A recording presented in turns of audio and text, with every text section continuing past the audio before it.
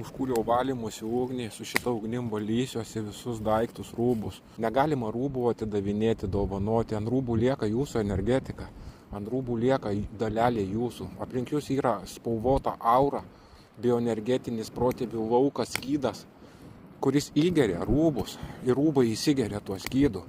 Matėt gal kada nors, kad tas rūbas būtent to žmogaus ir viskas, atrodo net neusidėsi to žmogaus, tas drabužis būna permirkęs jo, tas drabužis grinai priklauso jam. Mums reikia atsinaujinti tos drabužius, seną išlydėti, naują pasitikti.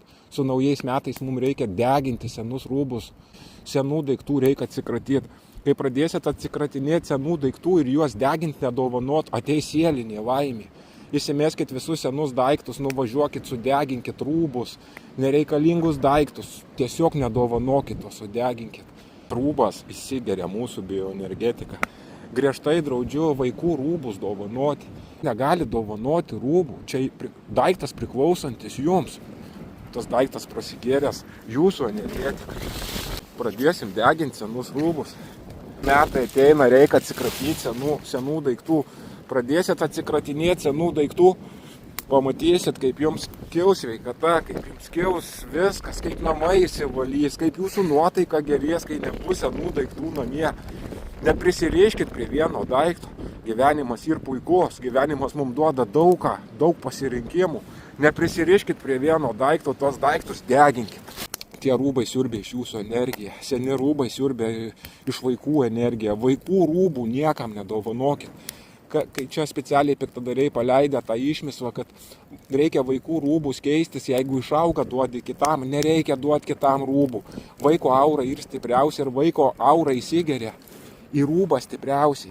Jeigu, pavyzdžiui, paimsit kokį nors invaliduko rūbą ir uždėsit savo vaikui, vaikas gali perimti to vaiko ligas, to vaiko įpročius, viską, energetiką. Nejuokaukit, nedalinkit. Neduokit nešioti svetimų vaikų rūbų, nedalinkit rūbų, deginkit vaikų rūbus. Atnešiojo vaikas rūbą, išaugo, reiškia atėjo viskas, vaikas tam rūbui. Netaupykit, per taupimą sublogėja energetika, sublogėja sveikata, sublogėja mintis. Tiesiog valymas kūno, proto ir energijų turi būti, kada mes deginam senus rūbus, mes iš visko išsprūstam. Bioenergetiniai laukai, dovanosit rūbus, metinėsit sveikatą. Tegu dega nei man, nei kitam, su manim, atsinešiojo su manim ir sudega. Taip aš jausiuosi sveikas, taip aš jausiuosi stiprus, taip aš jausiuosi išsivalęs namus, energetiką, savo kūną. Deginkit senus rūbus, jūs geriau jausitės, prižadu. Šitų kelnių va gaila, jo su manim nuo nežinau kiek metų, bet reikia atsikratyti senų daiktų, negalima prisirišti. Deginkit senus rūbus, pamatysit, kaip ateis palaima į sielą, palengvės sielą, namai, rūbai sugėrė daug visko, daug matė. Ir kai jie sudega, ateina naujovės į jūsų pasaulį, naujovės į jūsų gyvenimą. Dabar grįšiu namo sudeginę šitus rūbus, mano namai visi tiesiog alsuos. Lengvumas namie jausis, juk čia sielos valymas ir bioenergetinis valymas. Dabar noriu dar pašnekėti apie plaukus. Kada jūs randat plauką nukritusi kriaukliai, kada jums iškrenta plaukai, nenuleidinėkit tų plaukų į kalinizaciją. Negalima, plaukas yra stipri jūsų bioenergetinė liekana, jūs negalit naikinti savo plaukų. Jūs turit surinkti šipuliukus plaukų ir į pievų išmėtyti. Arba pievų išmėtyti, arba į laužą padegti. Nebarstykit savo energijos, kalinizacijos vamzdžiai, žinokit, negalima nuleidinėti plaukų. Plaukas ir mūsų energetinis laukas, plaukas ir mūsų protėvių išmintis, elektra, plaukas yra bioenergetinė liekana, plaukas esi tu, plaukas tavo DNK, negalima naikinti skandintų plaukų prausiantis. Jiems reikia daryti specialų ritualą. Taip darysit, jūs energetiškai stipresni būsit, su stipresne nuotaika, su stipresniom mintim. Taigi valymas vyksta tiek kūno, tiek proto, tiek namų, suprantat. Saugokit rūbus labiausiai, niekam neduokit vaikų rūbų. Neišmetinėkit į konteinerį, prie konteinerio gali paimti kažkokią seną bobutę, kuri moka juodos magijos ir pridaryti vaikui nemalonumų per rūbus. Per rūbus traukti vaiko energiją gali. Nejuokaukit, nedarykit, neskolinkit tų rūbų niekam vaikiškų.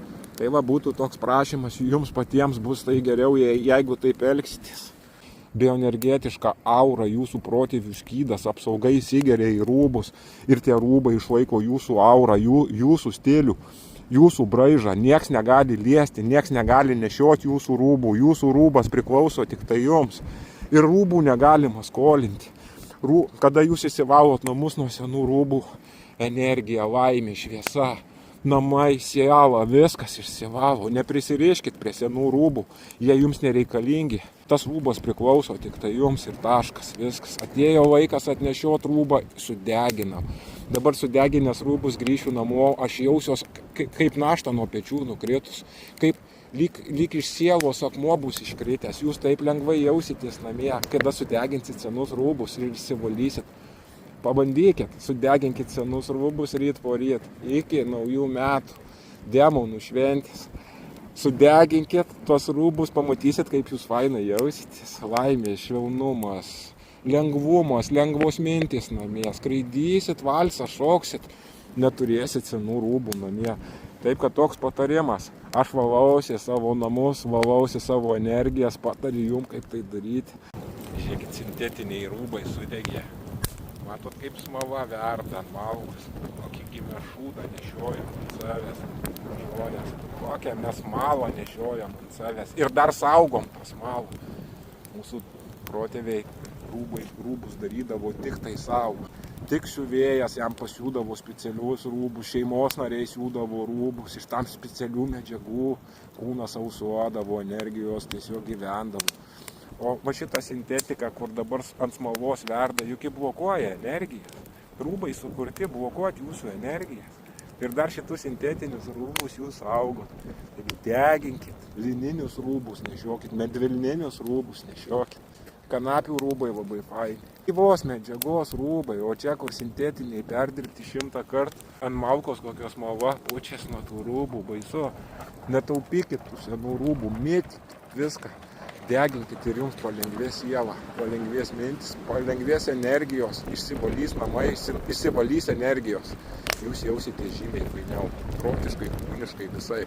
Šiandien grįšiu lengvesnis namo. Taip, kad klausysit šitų patarimų, ant savęs pajauskit praktiką, o ne teoriją. Pabandykit, išsivalykit ir jūs ant savo vidaus pajausit. Taip, kad žmonės, deginkit senas šmutkės, jums jos nereikalingos, būkit laimingi ir laisvi. Švenčiam, būnam sveiki.